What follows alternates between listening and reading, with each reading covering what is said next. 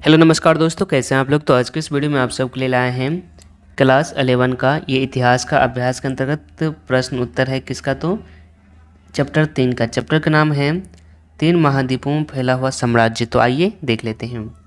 Question number 1 आती है, यदि आप रोम साम्राज्य में होते तो कहाँ रहना पसंद करते, नगरों में या ग्रामीण क्षेत्रों में, कारण बताइए। तो आइए इसका आंसर हम देख लेते हैं। इसका आंसर हो जाएगा, यदि मैं रोम साम्राज्य में निवास कर रहा होता तो नगरीय क्षेत्र में रहना पसंद करता। क्योंकि में आइए इसका कारण देखते हैं, क्यों हम नगरों में रहना पसंद करते। आइए इसे हम जानते हैं। जिसमें सबसे पहला है, रोम साम्राज्य नगरों का साम्राज्य था, ऐसे में वहाँ गांव का बहुत कम महत्व था। दूसरा, रोम नगरों में नगरों का शासन स्वतंत्र होता था, इससे व्यक्तित्व के विकास में सहायता मिलती थी। तीसरा, सबसे बड़ा लाभ यह होता था कि यहाँ खाद्य पदार्थों की कमी नहीं होती थी और अकाल के दिनों में भी भोजन प्राप्त हो सकता था। चौथा, नगरों में ग्रामीण क्षेत्रों की तुलना में अन्य सुविधाएं और अधिक अच्छी थी। Okay, next question, question number 2 है, इस अध्याय में उल्लिखित कुछ छोटे शहरों, बड़े नगरों, समुद्रों और प्रांतों की सूची बनाइए और उन्हें नक्शों पर खोजने की कोशिश कीजिए। क्या आप अपने द्वारा बनाए गए सूची में संकलित किन्हीं 3 विषयों के बारे में कुछ कह सकते हैं। तो आइए इसका आंसर हम देख लेते हैं। तो इसका आंसर हो जाएगा, शहरों में सूची में है गौल, मकदूनिया, रोम, इफेसस, हिस्पेनिया, बेटिका, तांजारिया, मोरक्को, दमस्कस, अलेक्जेंड्रिया, काजरेल, कुस्तुनतुनिया, फिलीपींस, मदीना, मक्का, Baghdad, Samarkand, Bukhara, Afghanistan, Syria. Okay, इसके बाद इस प्रकार छात्र अध्याय की सहायता से समुद्र और पतनों प्रांतों की सूची बना सकते हैं। आपकी सहायता के लिए उपयुक्त नक्शे प्रयुक्त किए गए। ये जो नक्शा है आपकी सहायता के लिए प्रयुक्त किया गया है। नेक्स्ट क्वेश्चन नंबर 3 है, कल्पना कीजिए कि आप रोम की एक गृहिणी हैं जो घर की जरूरत की वस्तुओं की खरीदारी की सूची बना रही है। अपनी सूची में आप कौन कौन सी वस्तु शामिल करेंगे, आइए इसे हम जानते हैं। यदि मैं गृहिणी होती तो अपने परिवार की आवश्यकताओं को पूरा करने के लिए निम्नलिखित वस्तुएं मांगती। पहला, रोटी और मक्खन, सब्जियां, दूध, अंडे और मांस, चीनी, तेल, बच्चों के लिए आवश्यक वस्तुएं। इसके बाद सौंदर्य प्रसाधन, कपड़े धोने तथा नहाने का साबुन, कपड़े, दवाइयाँ इत्यादि। ओके, नेक्स्ट क्वेश्चन 4 है, आपको क्या लगता है कि रोमन सरकार ने चांदी में मुद्रा को ढालना क्यों बंद किया और वह सिक्कों के उत्पादन के लिए कौन से धातु उपयोग करने लगे। तो आइए इसका आंसर हम देख लेते हैं। रोमन सरकार द्वारा चांदी में मुद्रा ढालना इस धातु की कमी तथा मूल्यवान होने के कारण बंद किया होगा।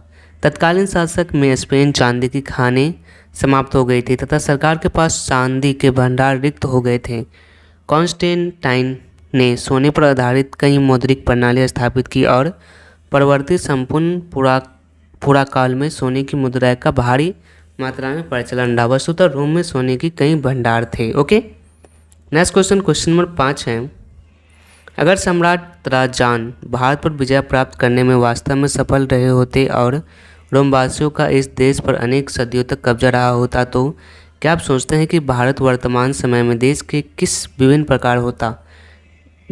किस प्रकार भिन्न होता। तो आइए इसका आंसर हम देख लेते हैं।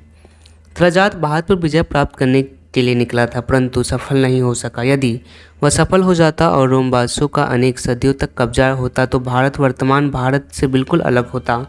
वह भारत वैसा होता जैसे ब्रिटिश शासनकाल में था। रोम के निवासी एक गुलाम देश के समान व्यवहार करते और भारत के संसाधनों को दोहन करते। भारतीयों को किसी प्रकार की अधिकार प्रदान नहीं किया जाता, उन्हें अपमानजनक दशाओं में जीवन व्यतीत करना पड़ता। उल्लेखनीय है कि उस काल में सोना रोम से भारत आता था और भारत संपन्न देश था। रोमवासियों की अधीनता स्वीकार हो जाने पर यह संभव नहीं होता, भारत के सभी क्षेत्रों में विकास रुक जाता। ओके, नेक्स्ट क्वेश्चन नंबर 6 है, अध्याय को ध्यानपूर्वक पढ़ के उसमें से रोमन समाज और अर्थव्यवस्था को आपकी दृष्टि में आधुनिक दर्शाने वाले आधारभूत अभिलक्षण चुनना है आपको। तो आइए इसका आंसर हम देख लेते हैं।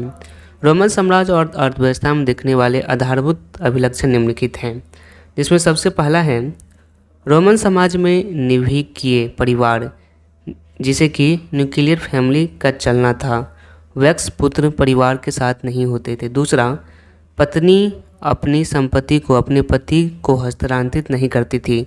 वह अपने पैतृक परिवार की संपत्ति में अपने पूरे अधिकार बनाए रखती थी। वो अपने पिता के मुख्य अधिकारी बनी रहती थी और पिता की मृत्यु होने पर उस संपत्ति की स्वतंत्र मालिक बन जाती थी। तीसरा, रोम में साक्षरता थी। सभी नगर में साक्षरता की दर भिन्न भिन्न थी। चौथा, जैतून के तेल का निर्यात किया जाता था। पाँचवा, रोम में व्यापार एवं वाणिज्य उन्नति पर था। बैंकिंग व्यवस्था भी प्रचलित थी। छठा, रोम के विविध प्रांतों में जल शक्ति के कारखाने चलाए जाते थे। सातवां, सोने चांदी खदानों में भी जल शक्ति का उपयोग किया जाता था। ओके, तो ये कुछ परीक्षोपयोगी अन्य कुछ प्रश्न उत्तर है। आइए इसी में हम देख लेते हैं। बहुविकल्पीय प्रश्न है। क्वेश्चन है, 3 महाद्वीप में फैला हुआ साम्राज्य कौन सा था? ऑप्शन है रोम साम्राज्य, ब्रिटिश साम्राज्य, भारतीय साम्राज्य, रूसी साम्राज्य। तो आपका राइट आंसर क्या हो जाएगा? रोम साम्राज्य। नेक्स्ट क्वेश्चन, क्वेश्चन नंबर 2 है, रोम साम्राज्य की मुख्य भाषा थी। ऑप्शन ए है लेटिन, ख है अंग्रेजी, ग है स्पेनिश और घ है रूसी। तो आपका राइट आंसर क्या हो जाएगा? लेटिन। नेक्स्ट क्वेश्चन 3 है, अगस्टस का एक अन्य नाम क्या था? ऑप्शन ए है जूलियस सीजर, ख है ब्रूटस, ग है ऑक्टेवियम और घ है एलन। तो आपका राइट आंसर क्या आ जाएगा? ऑक्टेवियम। नेक्स्ट क्वेश्चन, क्वेश्चन नंबर 4 है, कॉन्स्टेंटाइन ने अपनी दूसरी राजधानी कहाँ बनाई? ऑप्शन क है कस्तूतुनिया, ख है वेनिस में, ग है इटली में, घ है गैलिनस में। तो आपका राइट आंसर क्या हो जाएगा? कस्तूतुनिया में। नेक्स्ट क्वेश्चन, क्वेश्चन नंबर 5 है, हिप्पो शहर के प्रमुख बिशप कौन थे? ऑप्शन का है मार्टिन लूथर, ख है सेंट ऑगस्टाइन, ग है कोलुमेला और घ है कॉन्स्टेंटाइन। तो आपका राइट आंसर क्या होगा? Saint Augustine. Okay, next question, question number 6 है, ऑगस्टस कब शासक बना? तो आपका राइट आंसर क्या होगा? 27 ईस्वी पूर्व हो जाएगा। Okay, next question, question number 7 है, पेपाइरस पत्र का प्रयोग किस रूप में किया जाता था? ऑप्शन का है ईंधन के रूप में, ख है कागज़ के रूप में, ग है औषधि के रूप में, घ है कलम के रूप में। तो आपका राइट आंसर क्या हो जाएगा? कागज़ के रूप में। Okay, next question, question number 8 है, टालमी किस विषय का ज्ञाता था? ऑप्शन का है खगोल व भूगोल, ख है गणित, ग है भाषा, घ है आयुर्वेद। तो आपका राइट आंसर क्या हो जाएगा? खगोल व भूगोल हो जाएगा। Okay, next question, question number 9 है, सॉलिडस सिक्के किसने चलाया? ऑप्शन क है कॉन्स्टेंटाइन, ख है प्लिनी, ग है कोलुमेला, घ है विल्किस। तो आपका राइट आंसर क्या आ जाएगा? Constantine. Okay, next question, question number 10 है, अंगस्टन के साम्राज्य को कहते थे? ऑप्शन का है प्रिंसपेट, ख है गणतंत्र, ग है यूनियन, घ है संघ। तो आपका राइट आंसर क्या हो जाएगा? प्रिंसपिटेंस। अति लघु प्रश्न उत्तर है। आइए इसी में हम देख लेते हैं। क्वेश्चन है, रोमन साम्राज्य को कब और क्यों 2 भाग में बांटा गया? तो आइए इसका आंसर है 350 से 400 ईस्वी पूर्व में शासन को बेहतर ढंग से चलाने के लिए रोमन साम्राज्य को पूर्वी तथा पश्चिमी 2 भागों में बांट दिया गया। क्वेश्चन नंबर 2 है, वर्ष वृत्तांत से क्या आशय है? तो समकालीन इतिहासकारों द्वारा लिखा गया इतिहास वर्ष वृत्तांत कहलाता है। ये वृत्तांत वार्षिक आधार पर प्रतिवर्ष लिखे जाते थे। नेक्स्ट क्वेश्चन नंबर 3 है, रोम में गणतंत्र दिवस कब तक चला? ऑप्शन आपका राइट आंसर हो जाएगा, रोम में गणतंत्र दिवस 509 ईस्वी पूर्व से 27 ईस्वी पूर्व तक चला। ओके, नेक्स्ट क्वेश्चन नंबर 4 है, ऑगस्टन का शासनकाल क्यों याद किया जाता है? तो ऑगस्टन का शासनकाल शक्ति के लिए याद किया जाता है। Okay, next question, question number 5 है, एम्फोरा क्या थे? एम्फोरा क्या थे? तो एम्फोरा ढुलाई के ऐसे मटके अथवा कंटेनर्स थे जिसमें शराब, जैतून का तेल और दूसरे तरल पदार्थ लाए व ले जाए जाते थे। ओके, नेक्स्ट है, बहुदेववाद क्या था? तो आपका राइट आंसर हो जाएगा, बहुदेववाद का अर्थ है अनेक देवी देवताओं की पूजा उपासना करना। Okay, next question, question number 7 है, सीनेट क्या है? तो सीनेट धनी कुलीन वर्ग का समूह था जो शासन चलाता था। नेक्स्ट क्वेश्चन नंबर 8 है, रोम के 3 बड़ी शहरी केंद्र के नाम बताइए। तो पहला था कार्थेज, दूसरा था सिकंदरिया, तीसरा था Antioch. Next question, question number 9 है, रोम के शहरी जीवन की 2 विशेषताएं लिखिए। तो पहला था प्रत्येक शहर में सार्वजनिक स्नान गृह होता था, दूसरा लोग को उच्च स्तर के मनोरंजन उपलब्ध थे। नेक्स्ट क्वेश्चन नंबर 10 है, सेंट ऑगस्टाइन कौन था? नेक्स्ट क्वेश्चन नंबर 11 क्या आती है, आइए देख लेते हैं। क्वेश्चन नंबर 11 है, रोमवासी किन किन देवताओं की पूजा करते थे? तो आइए इसका आंसर देख लेते हैं। पहला है जुपिटर, दूसरा है जुना, तीसरा है मिनवा और चौथा है मार्स का। नेक्स्ट क्वेश्चन नंबर 12 है, पेपायरस पत्र का प्रयोग किस कार्य में होता था? तो पेपायरस पत्र का प्रयोग लेखन कार्य के लिए होता था। नेक्स्ट क्वेश्चन नंबर पहला है, ये भी आपको लघु उत्तरीय प्रश्न है। 4वीं सदी ईसा पूर्व ईस्वी के उत्तरार्ध में सिकंदर के सैन्य अभियान का क्या प्रभाव पड़ा? तो आइए इसका आंसर देख लेते हैं। 4वीं सदी ईस्वी के उत्तरार्ध में मेसिडोन राज्य के शासक सिकंदर ने कई सैन्य अभियान किए। सिकंदर के नियंत्रण में सभी देशों में यूनानी संस्कृति, विचार तथा आदर्श को सम्मिश्रण हो गया। पूरे देश का यूनानीकरण हो गया। सिकंदर ने उत्तर अफ्रीका, पश्चिमी एशिया तथा ईरान के अनेक भागों को जीत लिया।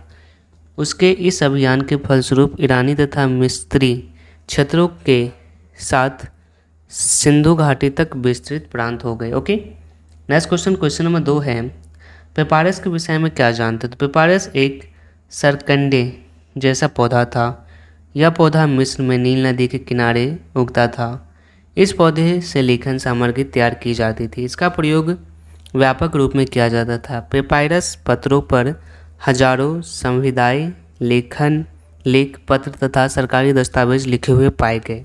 इन्हें पेपायरस विज्ञानियों द्वारा प्रकाशित किया गया है। ओके, नेक्स्ट क्वेश्चन नंबर 3 है, सीनेट नाम का संस्था के विषय में क्या जानते हैं? तो रोम में सीनेट कुलीन वर्ग के लोगों का एक समूह था जिसमें धनी परिवारों के लोग शामिल थे। गणतंत्र की वास्तविक सती सीनेट नाम के निकाय में निहित थी। कुलीन वर्ग के लोग सीनेट के माध्यम से ही सरकार चलाते थे। सीनेट की सदस्यता जीवन भर चलती थी। इसके लिए जन्म के स्थान पर धन और पद प्रतिष्ठा को अधिक महत्व दिया जाता था। जूलियस सीजर ने 10 तक पुत्र तथा उत्तराधिकारी ऑक्टेवियम ने गणतंत्र को समाप्त कर दिया। ओके, नेक्स्ट क्वेश्चन है, रोम साम्राज्य में महिलाओं की दशा कैसी थी? तो रोम साम्राज्य में महिलाओं की दशा, पहला है, रोम के समाज में महिलाओं की स्थिति सदृढ़ थी। पत्नी अपनी संपत्ति को पति से हस्तांतरित नहीं करती थी और पैतृक संपत्ति पर उसका अधिकार बना रहता था। दूसरा, महिलाओं अपने पिता के मुख्य उत्तराधिकारी बनी रहती थी और अपने पिता की मृत्यु होने पर उसकी संपत्ति की स्वतंत्र मालिक बन जाती थी। इस प्रकार महिलाओं को पर्याप्त अधिकार प्राप्त थे। तीसरा, विवाह अनुच्छेद आसान था। पति अथवा पत्नी द्वारा विवाह भंग करने के उपदेश को सूचना देन प्राप्त था। चौथा, लड़के लड़कियां के विवाह की आयु में पर्याप्त अंतर था, फिर भी महिलाएं पुरुषों पर अधिकार रखती थी। ओके, नेक्स्ट क्वेश्चन 5 क्या आती है? ये टोटल क्वेश्चन आपको ये इतना 5-7 तक बताएंगे। ओके, नेक्स्ट क्वेश्चन नंबर 5 है, कॉन्स्टेंटाइन के प्रमुख सुधार लिखिए। तो कॉन्स्टेंटाइन के प्रमुख सुधार निम्नलिखित थे। पहला था, इसका प्रमुख सुधार मैट्रिक क्षेत्र में है। उसने सार्डिडस नाम का एक नया सिक्का चलाया जो 4.5 ग्राम शुद्ध सोने का बना था। यह सिक्का रोम साम्राज्य के पतन के बाद भी चलता रहा। दूसरा, ये सॉलिडस सिक्के बड़े पैमाने पर ढाले जाते थे और करोड़ों की संख्या में चलन में थे। तीसरा, कॉन्स्टेंटाइन की एक महत्वपूर्ण उपलब्धि कुस्तुनतुनिया नगर का निर्माण था। यह नवीन राजधानी 3 ओर से समुद्र से घिरी हुई और सुरक्षित थी। चौथा, उसके काल में तेल मिलों और शीशे के कारखाने सहित ग्रामीण उद्योग धंधे, स्कूल, प्रेसों आदि का विकास हुआ। पाँचवा, इन सब से उसके साम्राज्य में व्यापार की खूब उन्नति हुई। ओके, तो आइए चलते हैं हम नेक्स्ट क्वेश्चन नंबर 6 की तरफ। क्या है? रोमवासी बहु देववादी थे, यह कथन को समझाइए। तो यूनान और रोमवासियों की पारंपरिक धार्मिक संस्कृति बहु देववादी थी। ये लोग अनेक पंथों व उपासना पद्धति में विश्वास रखते थे और जुपिटर, जूनो, मिनर्वा और मार्स जैसे अनेक रोमन, इतालवी देवों और यूनानी तथा पूर्वी देवी देवताओं की पूजा किया करते थे। इसके लिए उन्होंने साम्राज्य भर में हजारों मंदिर, मठ और देवालय बनवाए थे। ये बहुवादी स्वयं को किसी एक नाम से नहीं पुकारते थे। ओके, तो आज के वीडियो में बस इतना ही। वीडियो पसंद आया तो लाइक जरूर कीजिएगा। Thank you.